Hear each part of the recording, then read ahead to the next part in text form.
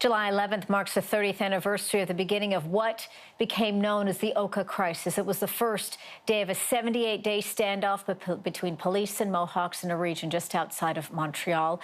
Chief Mike Delisle of Kahnawake First Nation joins me now. Great to have you on the program. Good afternoon. Thanks for having me. As you look back on that day and what has unfolded since then, what stands out to you most? I have to say, quite honestly, the lack of movement from the federal government. This was about land and identity, and we continue to struggle, fight, and try and have some semblance of recognition. In Kahnawake, it's a 300-plus-year-old land grievance, land claim, as Canada calls it. And we're, I won't say no further ahead than we were in 1990, but it's been baby steps and extremely frustrating. We see across the country with pipelines, railways, recently with some of the blockades that have happened over the winter. Canada still doesn't get it, I have to say. What has Canada been able to get? You mentioned some small steps.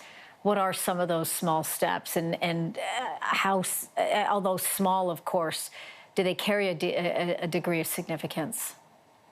Well, for my community, absolutely. Like I said, we've been sitting on a 300-plus-year-old grievance that formally in 2003-04, the federal government agreed to negotiate on their terms again through specific claims.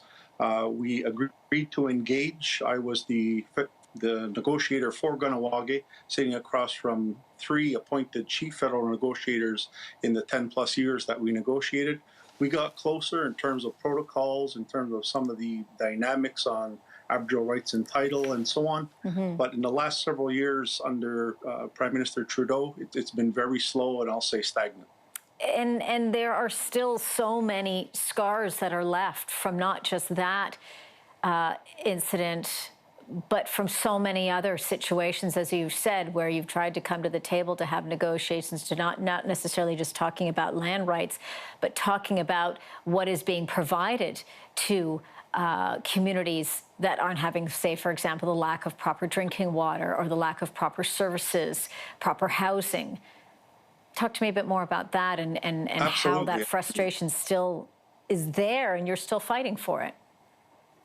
Absolutely. I mean, Kahnawake, I won't say is fortunate, but we worked hard, fought hard, and continue to for our community over the course of hundreds of years. And our proximity to Montreal is also a blessing as well as a curse in some cases. But for some of our brothers and sisters that are up north, out west, and even within the province of Quebec here, it's been very slow treading. The water is extremely deep. And like you said, without proper drinking water, without proper housing, without proper infrastructure, the list goes on and on.